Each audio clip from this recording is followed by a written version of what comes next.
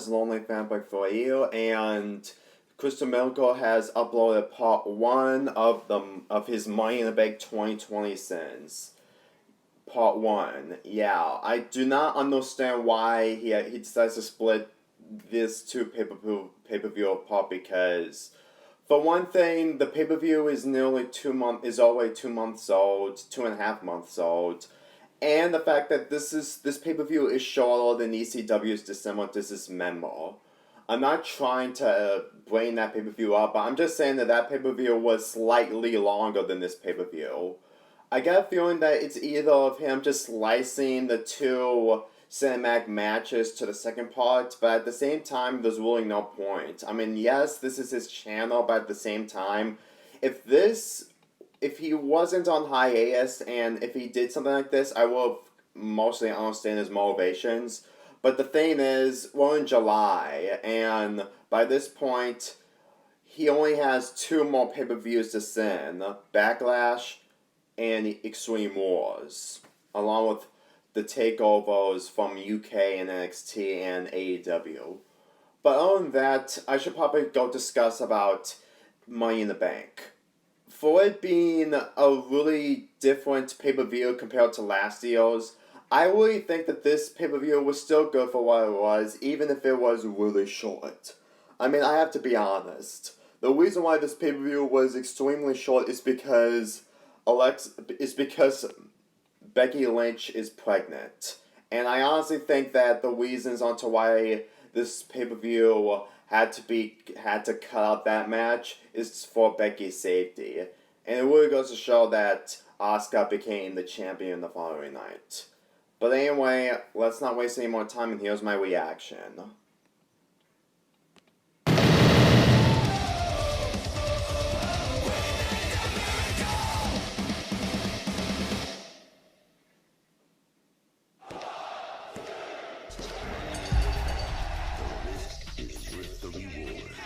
Welcome to WWE Money in the Bank, where the champions can breathe a sigh of relief knowing the Money in the Bank ladder matches are taking place on the northern side of the country. Also, well, I was actually hoping that all the matches would take place there. Away from the rest of the show so that we didn't get another Money in the Bank cash-in on the same night for the 3rd year in a row. Also, since there aren't any fans allowed due to our current situation, why not just have the entire pay-per-view take place on the roof of WWE? Yeah, that's what I mean! Hell, the atmosphere on the roof looked much more epic than the average that would have been awesome! Seriously, we gotta give props to whoever's creating these amazing promo videos. The animation and editing looks absolutely fantastic, just like with WrestleMania 36. Impossible odds. The odds of winning the Money in the Bank ladder match have been impossible about 0% of the time since 2005. You must fight through every obstacle. Unless, of course, you take the entire elevator to the roof, which nobody apparently seems to do for whatever reason. Some do make it to the elevator, but then get off at the next floor. I have no idea, or maybe they're just trying to check this Holy match shit, out. you mean to tell me that WWE stopped using Donald Trump's entrance Finally! music for Money in the Bank? About time. It only took them all the pay-per-views to realize that using 9 years or so. Man, I feel bad for the production crew setting up the ladders in the performance center knowing full well these ladders will never be used at all throughout the night. Really makes you question again why the entire... Yeah, not to mention the waste of money. Jeez. Wah, wah. Good Lord, the New Day is becoming the Charlotte Flair of holding the tag team titles, ensuring they reach double digits and potentially pass Ric Flair. Also, if the New Day was going to end up winning the SmackDown Tag Team Championship, I question why it wasn't done at WrestleMania in that ladder match. It was merely a delay to now. The most unique Money in the Bank ladder match. I've heard the words most unique Money in the Bank ladder match in history about 5 times since the show aired, and we're only 4 minutes in. They're overselling this out the ass tonight, aren't they? Here's 5 sins. That should cover the damage. Also, what's the point in talking about a match taking place in a different state, especially when the main focus should be on the Fatal 4-Way match about to take place right now? You And can the other really matches. see the CGI graphics struggling to fit into this tiny arena. Kofi Kingston is just as surprised and creeped out at Biggie doing a split on the middle ropes as I am. Please don't do that again. The stage for the Forgotten Sons say forgotten no more, a phrase that's more than likely to become irrelevant and, no pun intended, forgotten. I hate Biggie when is someone's addicted to Corey wasted in Graves. this. The rules of this go like this. 2 men will be in the ring. Still bullshit. You know, I feel really bad for Lucha House Party, mostly because whenever they're competing for the tag team titles, they're only present because WWE needed an extra team to complete the picture. Just for once, I'd like to see them actually win the damn titles. Yeah, at this point they've done a lot in 2K205 Live, and most of the matches that they did when they went to the main roster. Like, seriously. Johnny Drip Drip. The fuck kind of name Johnny is that Drip supposed Drip. to be? Any rap name attempting to sound cool fucking sucks, just like the stupid genre of rap itself. Oh my god. Wow, that was actually pretty cool. Gotta love the athleticism and timing of that move. Alright, I was a little concerned, but things should hopefully start to shape up. Ram and Ali kicks out at 1, yet the referee insists to continue counting to 2. Guarantee if Grant kicked out at 2, the referee would have counted 3 and awarded the tag team titles to the Forgotten Sons. I have a hard time believing that Money in the Bank would be the #1 trend in the United States at any time of the year, but in the midst of the COVID-19 pandemic, where the U.S. is the most infected country on the planet, I call bullshit on this. I really got a feeling that all the trends that WWE are using are really begging us at this point. I mean, in the old years I can understand, but this, not much. That move was well done, but I think you can guess why this is getting a sin instead of a sin remover. Stupid John Morrison could have easily countered. Hell, he even nodded his head to Lindsay Dorado in a way that says, I'm ready. And Kofi Kingston. Kofi, there are no fans in attendance. Who are you trying to hype up here? It's not working. From the top rope. Oh my God. That never ceases to amaze me, just like at the Elimination Chamber. Like I've said before, I wish the Lucha House Party were as successful as they are athletic. Yeah, come on, give them a push. If you just gave them a freaking chance. Send off for that awesome Hurricane Rana. No disqualifications in a fatal... Wait a minute. Here are 3 sins because the referee doesn't understand the rules of a fatal 4-way match. Whether it's fair or not, Jackson Riker has every legal right to interfere under the no disqualification rule. Until the moment we do let them go. But it is just the match that I was made to win. Insert name of wrestler claims that they were made to win an upcoming match because of the stipulation cliche. Something I don't get on the part of Lacey Evans in the Money in the Bank ladder match. An NCAA title, the WWE title. You don't have to list off the accomplishments of Brock Lesnar. Drew McIntyre already knows who he beat at WrestleMania. Yeah. And the funny thing is, Brock Lesnar isn't going to be coming at SummerSlam this year. This is why R-Truth is a freaking comedy legend in WWE, one of the greatest of all time. I'm trying to get used to him, but at the same time, even for fans like me can easily get bored out of this. I do appreciate the opinions, but still. R-Truth and then decides to add Bobby Lashley into the mix impromptu style. It's bad enough this match was created by a random generator. As funny as R-Truth is, unfortunately, his comedy is no match for the power and the copyright infringement sin. You didn't come up with a copyright infringement well, isn't that the understatement of the year? When has Bobby Lashley ever not been in a foul mood since rejoining the WWE? I got this one, Pete. You can take the night off. This is why we need authority figures in charge here. This shit is constantly spiraling out of control and I don't like it. Well, then again, what they're not in the audience, so I guess they really don't have anything to do. Seriously, if I was running this company with this situation, I would probably have no plans on what to do with these wrestlers. Most hilarious unintentional slap I've ever seen. Even the referee is disagreeing with the most random match he's ever seen on a pay-per-view ever, and there have been a lot of them. What the hell? Bobby Lashley actually fell for the look over there while I tried to run away trick? Holy shit, that was bad. The terrible way R-Truth landed from Bobby's spear. Let's just be grateful this match didn't even last 2 minutes. Tonight I'm gonna claim my second victory. But if I successfully cash in, it will sadly be my first time. And there is Bailey. Ah, crap. I thought WWE wasn't going to be using Donald Trump's team tonight. They suckered me in for that sin remover they so desperately wanted. Well, guess what? I'm adding that sin back plus another for trying to deceive the god of sins. To Tamina pinning you for the victory. Now what's up with interviewers always stirring up the bad guys and asking for an excuse to get their asses kicked? Well, maybe because they're heels or something. Because of 10 years of no success and being a background wrestler the entire time. It's really disappointing that the rosters are still getting introductions designed only for getting a reaction from the audience. By telling Tamina to pay attention to her and not to Sasha Banks, Bayley would also be great at Cinema Sins 2 expansion. Perhaps a lot of Tamina's failures are because of easy distractions. Actually pin Bailey in a tag team match. Insert name of challenger pins insert name of champion in the weeks leading up to their title match on pay-per-view cliche. Usually it's in a tag team match too. Plus, getting a lucky pin on the champion in a tag team match doesn't exactly tip the odds in your favor when the title is on the line. Champions don't always perform at the greatest when their belts aren't being defended. Just saying.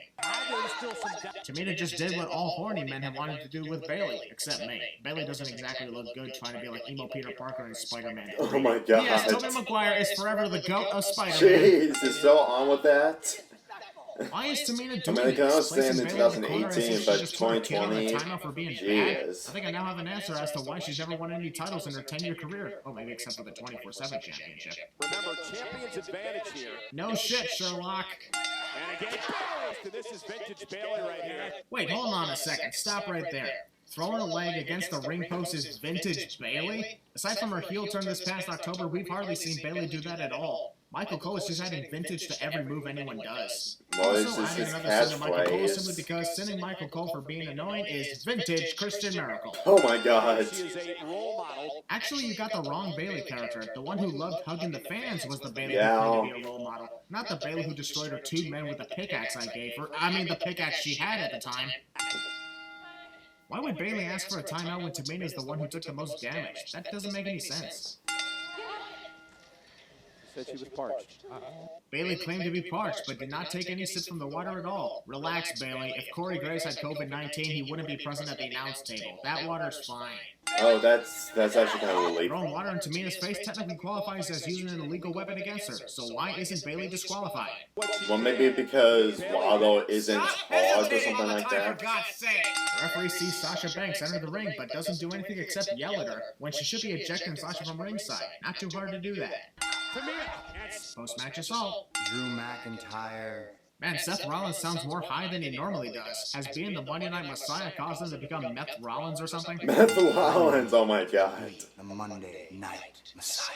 I thought you already were the Monday Night Messiah. You've been calling yourself that for about 5 months. Now you're saying you need to become the Messiah? What the hell And have at you been this all this point, time? I want Seth Rollins to be WWE dropped most to likely had the SmackDown because at this Firefly Funhouse point, Bray Wyatt take on Braun he's Strowman been on just so Raw for fans too wouldn't throw long. another temper tantrum on how the Fiend was defeated again. Prove me wrong.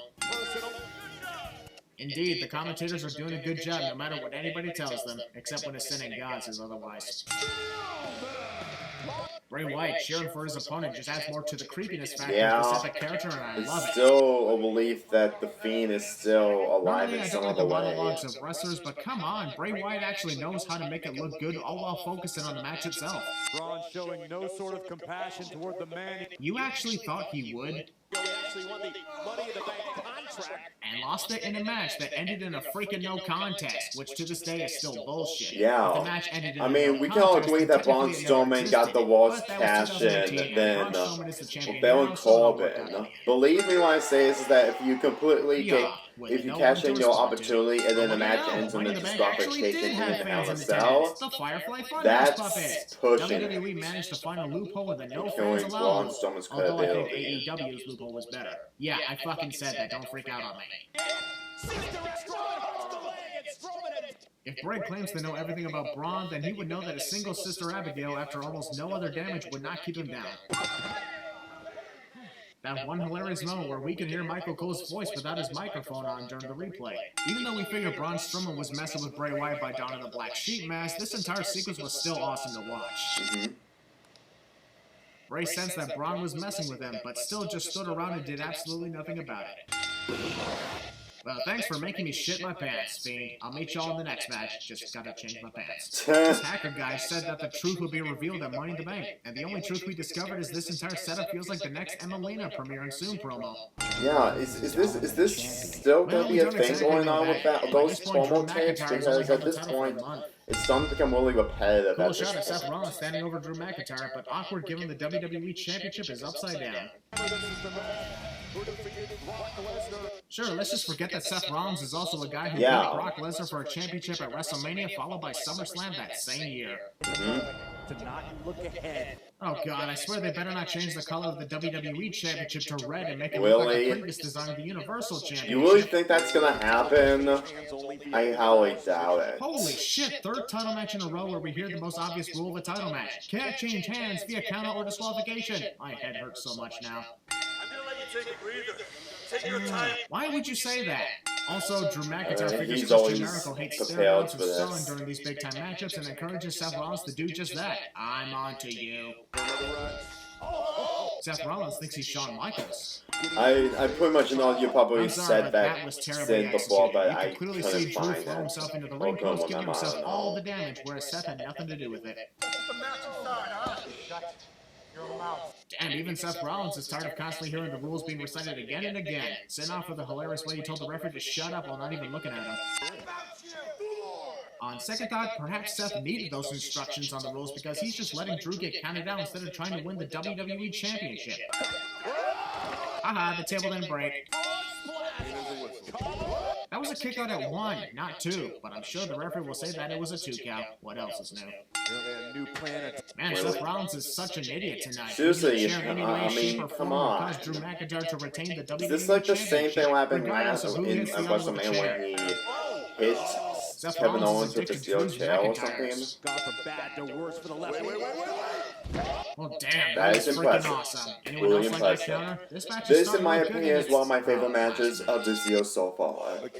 counting down to the Claymore kick is a bad idea in general, but counting down to it with no fans in attendance is even worse, especially when your voice can easily be heard. Byron Saxton just had to jinx Seth's momentum. It's very bad luck to prematurely shout that a new champion will be crowned. Seth Rollins lifted his head up throughout the entire pinfall, hoping it would keep his shoulders there's not up the enough back. time. But of course, This that is strategy weird. failed. His head may have been up, but both his shoulders remained down. Ha ha! And even after Drew showed sportsmanship, Seth still went on a tirade of temper tantrums like a little child. Oh my god. But I did. Even after being crushed by Bobby Lashley, R-Truth still remains an epic comedy legend. That's worth being praised more than once in this video. I'm gonna sack you, Tom Brady! Okay. We have to start on the ground floor. Since it's time to send both Money in the Bank ladder matches at the same time, I just want to say that WWE did an epic job at coming up with a creative way for them to take place during this pandemic. To have to race throughout the entire WWE headquarters just to make it to the roof and then try to win the briefcase was the best decision I've ever seen in this concept. Here are 10 sins off because they deserve the praise. Money in the Bank ladder match. A 10-second intro for each wrestler and a graphic showing their name and accomplishments, meaning the commentators don't have to do that and we don't have to waste time. Perfection! Yeah. Although, since there is no commentary for this match until the wrestlers win their respective Money in the Bank briefcase, what's the point of saying who each of the wrestlers are, especially since we can clearly see what their name is on the graphics. But I'm also taking another sin off because we don't get to listen to commentary throughout the cinematic fight. Woohoo! Now that's what I'm talking about.